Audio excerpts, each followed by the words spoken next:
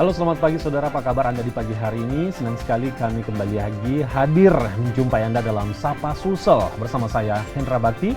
Jangan lupa untuk tetap menerapkan protokol kesehatan untuk membantu pemerintah mencegah penyebaran COVID-19 di Makassar dan Sulawesi Selatan dengan tetap memakai masker, menjaga jarak, dan juga rajin mencuci tangan. Saudara, menjadi keinginan kita semuanya untuk kemudian bisa menghentikan kasus kekerasan terhadap perempuan dan anak. Namun pada kenyataannya di sekitar kita, bahkan mungkin ada keluarga kita yang juga masih tertimpa permasalahan kekerasan terhadap perempuan dan anak. Bagaimana data di Sulawesi Selatan? Apa yang harus kita lakukan untuk mencegah kekerasan terhadap perempuan dan anak? Dan apa pula pendampingan yang akan diberikan kepada orang-orang terhadap para perempuan yang menjadi korban kekerasan terhadap perempuan dan juga anak. Ini akan kita bahas dalam Sapa Sulsel kali ini. Telah hadir dua orang narasumber, ibu-ibu hebat yang hadir dan memberikan penjelasan yang akan saya tanyakan nanti, beberapa pertanyaan. Yang pertama ada Ibu Rosmiati Sayin yang merupakan Direktur dari Lembaga Bantuan Hukum APIK Sulawesi Selatan. Selamat pagi. Selamat pagi. Apa kabar Ibu Ros? Alhamdulillah. Saya panggil Ibu Ros ya. Iya. Terima kasih sudah hadir di studio Kompas TV Makassar. Kemudian selanjutnya ada Prof. Siti Aisyah yang merupakan dosen UIN Alauddin, peneliti dan juga pembina dari LBH APIK. Selamat pagi Prof. Selamat pagi. Apa kabar Prof? Alhamdulillah sehat. Sehat semuanya ya. Terima kasih. Di tengah kesibukan, saya tahu ibu-ibu hebat ini sibuk, tapi menyempatkan diri hadir di studio Kompas TV Makassar untuk memberikan pencerahan kepada pemirsa Kompas TV. Mungkin saya ke Ibu Rosmiati Sayin terlebih dahulu. Ibu Ros, mungkin ada sebagian warga masyarakat yang belum mengetahui dan belum familiar dengan LBH APIK atau Lembaga Bantuan Hukum APIK ini. Kesempatan buat Bu Ros dulu mungkin menjelaskan kepada kita semuanya mengenai LBH APIK ini, Bu. Iya. LBH APIK itu adalah salah satu organisasi bantuan hukum yang konsen untuk isu-isu perempuan dan anak serta kelompok rentan yang lain. Jadi LBH APIK sejak berdirinya di Makassar, Sulawesi Selatan itu sejak tahun 2002 itu banyak sekali menangani kasus-kasus kekerasan terhadap perempuan dan anak, termasuk kelompok rentan yang lain. Nah, berbagai kasus yang telah ditangani oleh LBH APIK yang paling banyak adalah kasus kekerasan di dalam rumah tangga. Kemudian menyusul dengan kasus kekerasan seksual. Nah, di akhir-akhir ini 2010 ya, terutama di masa pandemi juga banyak kasus-kasus kekerasan berbasis gender, termasuk kasus perkawinan anak seperti itu. Nah, LBH APIK itu sebagai organisasi bantuan hukum itu aktif mendampingi baik secara litigasi maupun secara non litigasi. Dan kalau LBH APIK itu kan kapasitas lawyer yang dimiliki mungkin terbatas kalau dibanding dengan banyaknya persoalan yang terjadi di Sulawesi Selatan, sehingga LBH APIK itu melatih paralegal di 14 kecamatan yang ada di Kota Makassar, termasuk di beberapa wilayah di Sulawesi Selatan, seperti itu. Dan paralegal ini tampil sebagai garda terdepan untuk mendampingi kasus-kasus perempuan dan anak yang terjadi di komunitas. Untuk kasus kasus kekerasan seksual juga ini mengalami peningkatan, termasuk kekerasan seksual yang berbasis online. Perkawinan anak pun juga marak terjadi, dan itu juga menjadi salah satu yang menjadi konsentrasi LBH APIK selama ini. Baik. Wah, ini menjadi untuk keprihatinan kita semua begitu ya. Harusnya kita turut ambil bagian untuk kemudian bisa mencegah kasus-kasus ini bisa berkembang setiap tahun begitu ya. Baik, Prof. Aisyah, mungkin bisa Anda paparkan dari penelitian ataupun mungkin pengamatan yang Anda lakukan. Sebenarnya apa faktor utama sih yang paling mempengaruhi adanya kasus kekerasan terhadap perempuan dan anak terjadi? Ya, baik, terima kasih. Sebenarnya faktor utama menurut kita, karena kita ini peneliti dan konsen terhadap isu perempuan dan anak, adalah relasi kuasa yang tidak seimbang antara pelaku kekerasan dengan korban. Dalam hal ini laki-laki mungkin? Laki-laki, kebetulan dominannya laki-laki. Sekalipun kita tidak bisa nafikan, ada juga perempuan sebagai pelaku kekerasan, tapi dominannya adalah laki-laki. Kenapa power relasi atau relasi kuasa yang tidak seimbang ini? Karena menganggap diri saya orang yang memiliki otoritas untuk melakukan kekerasan, misalnya suami terhadap istri, atau sebaliknya mungkin istri merasa powerful di keluarga, itu melakukan kekerasan terhadap suami, tapi umumnya adalah suami kepada istri. Kenapa mereka melakukan kekerasan seperti itu adalah karena relasi kuasa tadi, relasi kuasa yang tidak seimbang, yang menganggap bahwa ya istri itu adalah di dalam kontrol saya bisa melakukan apa saja, dan itu juga dipengaruhi oleh pemahaman agama yang mengatakan bahwa misalnya kalau dalam Islam itu bahwa laki-laki itu boleh melakukan apa saja terhadap istri, sekalipun kita counter argumen-argumen itu. Jadi isu utamanya adalah relasi kuasa yang tidak seimbang, tidak saling menghargai antara suami dan istri, dan yang paling menyedihkan akhir-akhir ini terutama adalah dalam konteks seorang ayah kandung dan seorang ayah tiri dengan tidak ada rasa kepemilikan tanggung jawab kepada anak. Justru mereka seharusnya menjadi pelindung keluarga, justru mereka melakukan kekerasan. Misalnya kasus yang saya ikuti terus-menerus itu udah kasus di Palopo, kasus beberapa daerah di Indonesia ini. Ada anak berulang kali, bahkan 2 kali hamil, umur 15 tahun ke bawah, itu karena dihamili oleh ayah kandung yang kabarnya itu informasinya mereka, kenapa ya bapak melakukan hal ini kepada anak yang masih sangat belia? Jawabannya adalah karena saya hilaf, karena istri saya keluar rumah cari uang. Jadi alasan-alasan naif seperti itulah yang menurut kita adalah karena relasi kuasa itu tadi. Itu yang paling dominan. Jadi sekalipun ada yang mengatakan bahwa ini kan mabuk atau dia tidak punya pekerjaan dan lain sebagainya, itu adalah alasan yang sangat less signifikan. Jika mengatakan relasi kuasa dan kekuatan yang besar yang dimiliki oleh seorang laki-laki pada umumnya, walaupun tidak dinafikan juga perempuan ada yang menjadi pelaku begitu ya. Lalu bentuk solusinya seperti apa? Adakah edukasi yang harus diberikan kepada kaum laki-laki untuk memberikan kesadaran kepada mereka bahwa perempuan dan anak tidak boleh mendapatkan kasus kekerasan begitu? Ya, ada 2 kategori di sini. Kategori dalam rumah tangga dalam arti suami kepada istri atau istri kepada suami adalah relasi yang seimbang antara suami dan istri. Kita saling menghargai, saling respect. Di dalam konsep Islam kan mitsaqan ghalidha. Jadi mitra sejajar antara laki dan suami. Jadi kalau suami dan istri saling menghargai, saling merespek, saling mengakui kelebihan dan saling mengakui kekurangan dan memahami itu, insya Allah tidak akan terjadi. Nah ini mungkin yang kesetaraan dalam keluarga itu yang tidak terjadi, sehingga kita harus melakukan edukasi bahwa dalam rumah tangga itu adalah rumah tangga yang kalau dalam perspektif Islam itu saling menghargai, saling saling mengayomi. Dalam Al-Quran juga kan dikatakan hunna libasul lakum wa antum libasul lahunna. Istri adalah pakaian bagi suami dan suami, dan nama simbol pakaian itu adalah saling melindungi, saling menghargai, dan semua kemitraan itu akan terjadi. Jadi kalau tidak ada saling hargai, ya otomatis akan terjadi hal-hal yang tidak diinginkan. Itu dalam konteks relasi suami istri. Tapi dalam konteks relasi anak dan orang tua, ini keprihatinan saya juga bukan menafikan juga pelaku yang di luar keluarga, tapi yang memprihatinkan sekali adalah orang tua kandung dan ayah tiri kepada anak kandung dan anak tiri. Nah dalam ini bagaimana melakukan edukasi? Kita selalu melakukan edukasi. Kalau dalam perspektif Islam, ikutilah ajaran Islam. Di mana ajaran Islam itu adalah preventif. Preventifnya itu di mana? Misalnya kalau anak sudah umur 10 tahun, itu dipisahkanlah tempat tidur. Jangan dijatuhkan dengan keluarga yang lain. Dan juga jangan dianggap bahwa keluarga yang dekat itu tidak terancam misalnya. Itu edukasi semacam dari pemaparan Anda tadi bahwa rasa saling menghargai di dalam keluarga itu sangat dibutuhkan untuk kemudian menghindari kasus kekerasan dan juga patuh terhadap ajaran-ajaran agama. Agama manapun pasti mengajarkan untuk tidak melakukan kekerasan kepada perempuan dan juga anak, begitu ya. Baik, nanti akan kita lanjutkan bagaimana bentuk pendampingan yang dilakukan oleh LBH Apik terhadap perempuan-perempuan dan anak yang menjadi korban kekerasan. Kami kembali sesaat lagi.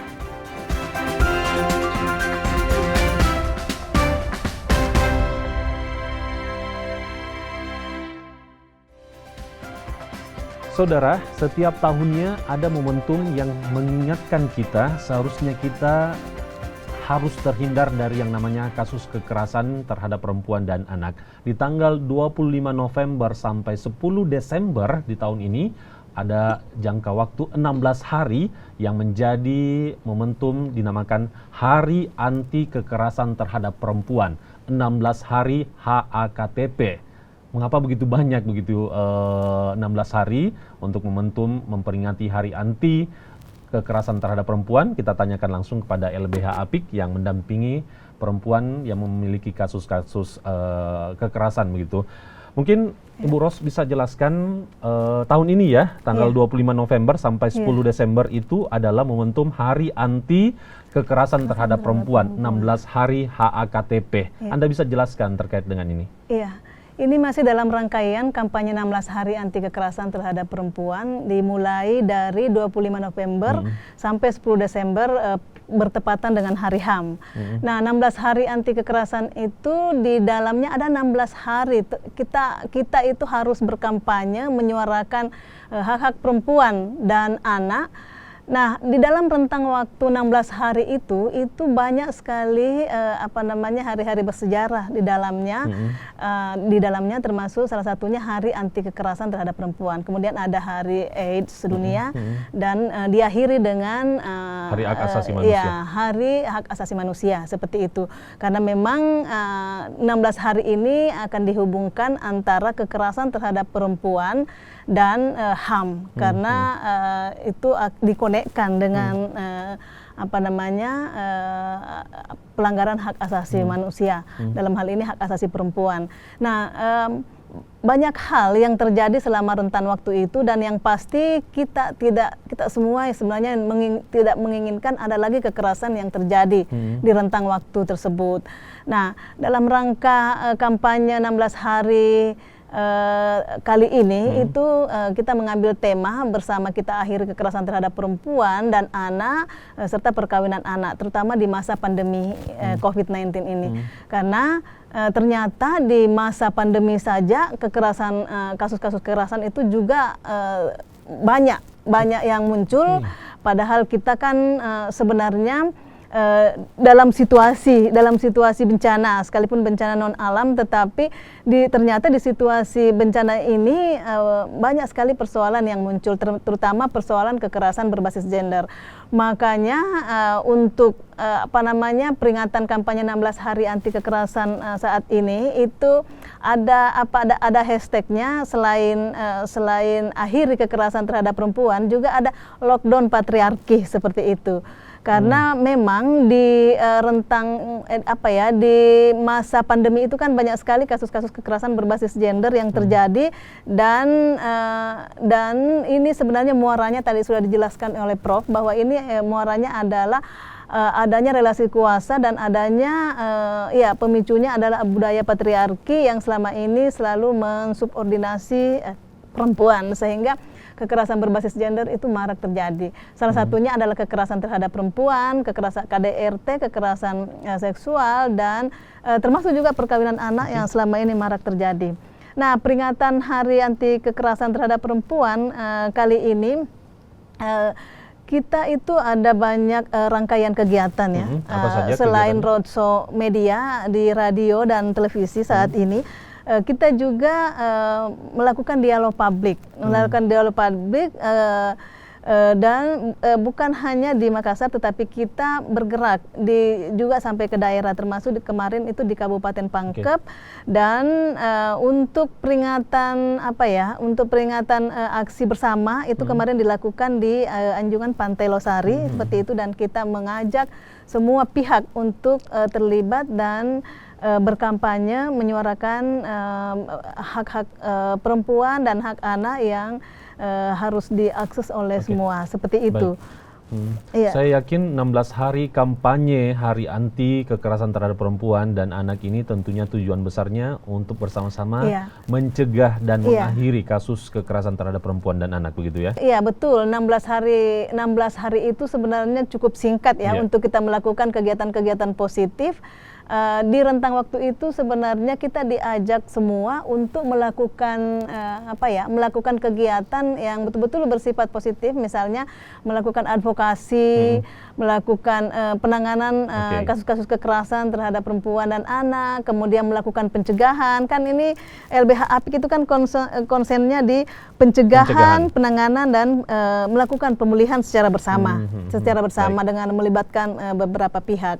Nah, di rentang waktu ini sebenarnya sangat sedikit ya waktunya, tetapi bukan berarti setelah itu kita tidak bisa melakukan hal-hal seperti itu. Jadi 16 hari ini kita betul-betul secara global, ini di seluruh dunia ya, seluruh Indonesia, kemudian di Sulawesi Selatan termasuk di Makassar.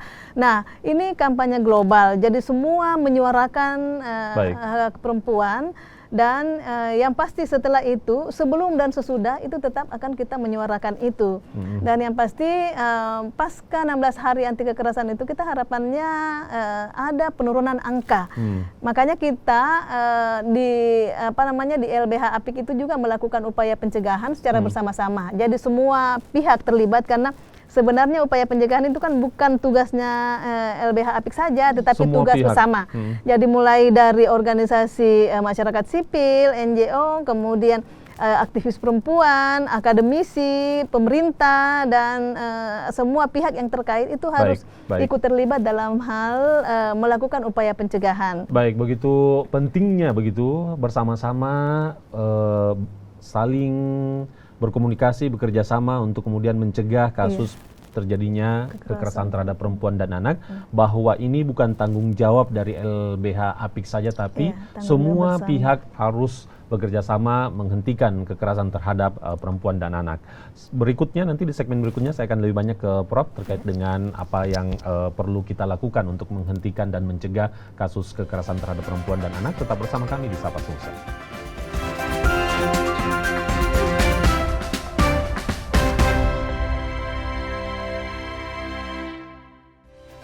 Kita tiba di segmen terakhir di Sapa Sulsel dan masih membahas terkait dengan hentikan kasus kekerasan terhadap perempuan dan juga anak. Saya ke Prof. Siti Aisyah selaku akademisi, peneliti dan pembina LBH APIK. Mungkin tadi Ibu Ros memaparkan bahwa di tahun 2020 ini adalah tahun yang berbeda di tahun-tahun sebelumnya. Kita sedang di masa bencana alam bencana non alam begitu ya, yang pastinya COVID-19 ini sudah mewabah di seluruh dunia, dan ternyata kita sedikit tercengang begitu ya. Meskipun pandemi, angka kekerasan terhadap perempuan dan anak juga ternyata mengalami peningkatan. Dari pengamatan dan penilaian Anda, apa yang kemudian bisa menjadi penyebab mengapa di masa pandemi ini angka kekerasan terhadap perempuan dan anak juga mengalami peningkatan begitu? Mungkin tadi saya kembali kepada persoalan bahwa ini terjadi karena data yang disampaikan Ibu Ros tadi adalah data kekerasan dalam rumah tangga terjadi pada orang tua dan anak dan seterusnya. Itu karena mereka kembali ke rumah tidak berkreativitas apa-apa, tidak ada lagi kegiatan-kegiatan bagi orang yang berpikiran pendek. Jadi bagi pemahaman yang patriarki tadi, itu menganggap bahwa udah selesaikan di situ, lampiaskan ke situ, dan ini menurut saya tanggung jawabnya yang tidak ada. Jadi ada 3 aspek patriarki yang perlu jelaskan tadi. Kenapa yang penyebab semuanya terjadi adalah memang budaya kita, hukum kita yang terlalu menonakbobokkan hukumnya laki-laki. Satu, itu patriarki yang sangat jelas. Patriarki yang kedua adalah perempuan menerima saja ketika dia menjadi korban atau dia dibully atau dia apa saja, dia tidak berani bicara. data yang disampaikan Ibu Ketua LBH APIK tadi itu adalah data yang terlapor. Belum kita tahu lagi data yang tidak terlapor. Dan itu jauh lebih banyak daripada yang tidak terlapor. Dari angka 85 yang Ibu Ros sampaikan itu tadi. yang terlapor saya yakin masih puluhan kasus lagi yang masih tidak terekspos. Puluhan kasus. Kalau kita baca, ikuti berita online, itu berbagai kasus yang berita begitu saja. Itu satu. Jadi perempuan sendiri yang tidak berani, keluarga lebih mengatakan ini siri kalau kita mengekspos ini malu karena harga diri keluarga dan lain. Padahal dia tidak tahu bahwa langkah preventif itu bukan berarti ini tidak melapor dan selesai. Itu akan mengundang lagi perbuatan-perbuatan yang akan datang. Ya, saya yakin pemangku kepentingan dalam hal ini pemerintah juga pasti berupaya untuk menekan kekerasan perempuan dan anak begitu ya. Dari pengamatan Anda begitu ya, apakah langkah-langkah yang diambil oleh pemerintah sejauh ini apakah sudah baik atau masih ada yang perlu dibenahi lagi atas mungkin upaya-upaya dalam pencegahan kekerasan perempuan dan anak begitu? Ya, pencegahan masih ada ya menurut, karena namanya optimalisasi itu masih terus berlangsung. Kita memberikan apresiasi kepada LSM, kepada akademisi dan juga pemerintah yang telah berkolaborasi secara intensif dalam melakukan preventif usaha kekerasan terhadap perempuan dan anak. Tapi ada hal-hal yang masih tanda petik perlu diperkuatkan lebih jauh lagi adalah yang pertama adalah edukasi secara masif ke berbagai lapis. Memang seperti yang disinggung tadi, 16 hari anti kekerasan terhadap perempuan ini bukan yang sempit, yang sementara, tapi menurut saya ini adalah collective action yang dilakukan secara global di mana saja di dunia ini. 16 hari ini adalah collective action yang dilakukan untuk memberikan lampu hijau, lampu merah ya, bahwa ini hati-hati. Sudah darurat dan itu harus dilakukan dari semua elemen termasuk keluarga. Jadi upaya-upaya preventif inilah yang kita lakukan supaya ada hukuman yang tegas kepada pelaku. Dan juga kita juga meminta kalau rancangan undang-undang PKS itu ya, penghapusan kekerasan terhadap seksual itu harus segera diundangkan. Karena kenapa? Karena ada hukum baru yang kita mau lihat, ada perspektif baru yang dilihat, bukan mindsetnya laki-laki dan domainnya ini, tapi mindset korban dan dalam rangka pemulihan dan preventif anak-anak Indonesia, terutama anak-anak tidak lagi melakukan mengalami trauma yang luar biasa. Bayangkan ada kasus yang kita hadapi, anak perempuan bahkan tidak sekolah gara-gara dia menjadi korban. Dia sudah dibully di kepolisian misalnya, syukurnya polisi juga proaktif. Tapi kan ada beberapa oknum yang tidak melakukan empowerment terhadap korban ya, terhadap pemulihan yang itu mereka trauma, dan sudah trauma mereka tidak lanjut kuliah. Tidak lanjut sekolah, akhirnya terjadi kemiskinan yang tersistematis yang kita lakukan. Artinya dosa warisan lah menurut saya yang kita lakukan. Nah, ini mungkin ada upaya kolektif seluruh elemen masyarakat, mulai dari pemerintah, LSM, terutama keluarga. Keluarga sebagai fondasi utama dalam upaya preventif dan responsif ini. Kami sangat mengharapkannya. Keluarga memiliki peranan yang sangat penting dalam upaya mencegah kekerasan terhadap perempuan dan anak. Karena itu, pendidikan dalam keluarga tentunya harus ditingkatkan begitu ya, mengedukasi anak-anak, begitu juga orang tua harus rajin-rajin mendengarkan wejangan-wejangan begitu dari peneliti ataupun akademisi dan lain-lain begitu. Nah, Ibu Ros, terkait dengan LBH APIK ini, jika masyarakat yang menjadi korban kekerasan perempuan dan anak, bagaimana kemudian bisa mendapatkan pendampingan dari LBH APIK? Iya. Jadi LBH APIK itu kan salah satu lembaga layanan yang selama ini menerima pengaduan ketika ada kasus-kasus kekerasan yang terjadi, kasus kekerasan terhadap perempuan dan anak yang terjadi. Nah, prosedurnya itu selama masa pandemi ya. Selama masa pandemi ini ada yang yang berbeda dengan masa-masa sebelumnya. Karena masa pandemi ini kan orang diminta untuk berjaga jarak, kemudian menggunakan masker dan mencuci tangan, kan seperti itu. Nah, LBH APIK sendiri itu menerima pengaduan secara online. Jadi ada formulir online yang diisi oleh mitra dalam hal ini calon klien. ketika misalnya ada kasus kekerasan yang mereka alami seperti itu. Nah, tapi kalau misalnya mereka memang dalam perjalanannya penting untuk kita bertemu dan memberikan konsultasi kepada mereka atau memberikan pendampingan secara langsung, itu kita membuka ruang, mereka akan datang ke LBH Apik dengan yang pasti dengan mematuhi protokol kesehatan. Di mana Bu seperti untuk itu. bisa berhubungan dan berkomunikasi dengan LBH Apik? Iya, LBH Apik itu ada di Jalan Perintis Kemerdekaan kilometer 14. Dia di perumahan Bukit Katulistiwa Blok M nomor 18. Jadi kalau misalnya mau langsung berkonsultasi bisa datang langsung ke kantor LBH Apik Sulawesi Selatan. Baik, kita di penghujung acara Sapa Sulsel kali ini, apa yang Anda ingin sampaikan terkait dengan upaya kita semua mencegah terkait dengan kekerasan terhadap perempuan dan anak? Iya, LBH Apik Makassar itu, LBH Apik Sulawesi Selatan itu memiliki ada program pencegahan perkawinan anak yang juga merupakan salah satu bagian dari kekerasan pada anak. Jadi pencegahan perkawinan anak itu melalui program Creating Spaces, dan program ini kemudian didukung oleh Kedutaan Kanada melalui Oxfam Indonesia. Dan ini di dalamnya itu ada kampanye cukup. Jadi kampanye cukup itu dilakukan untuk betul-betul melakukan upaya pencegahan terhadap perkawinan anak yang terjadi dan marak sampai saat ini seperti itu. Jadi melalui kampanye-kampanye ini kita melakukan aksi-aksi positif, kampanye-kampanye kreatif dalam rangka melibatkan semua pihak, termasuk melibatkan anak, remaja, untuk sama-sama berkampanye untuk menekan tingginya angka kekerasan terhadap anak, kekerasan terhadap perempuan, dan perkawinan anak seperti itu. Saya pikir LBH Apik ini perlu disupport oleh banyak pihak untuk kemudian bisa menjalankan seluruh programnya, karena programnya begitu bermanfaat, yaitu membantu masyarakat terhindar dari kasus kekerasan terhadap perempuan dan juga anak, gitu ya. Baik, terima kasih Ibu Ros dan juga Prof. Siti Aisyah atas kehadirannya di studio Kompas TV Makassar. Semoga kita semuanya meluangkan waktu, memberikan edukasi dan terlibat dalam upaya pencegahan kekerasan terhadap perempuan dan anak. Terima kasih atas kehadirannya.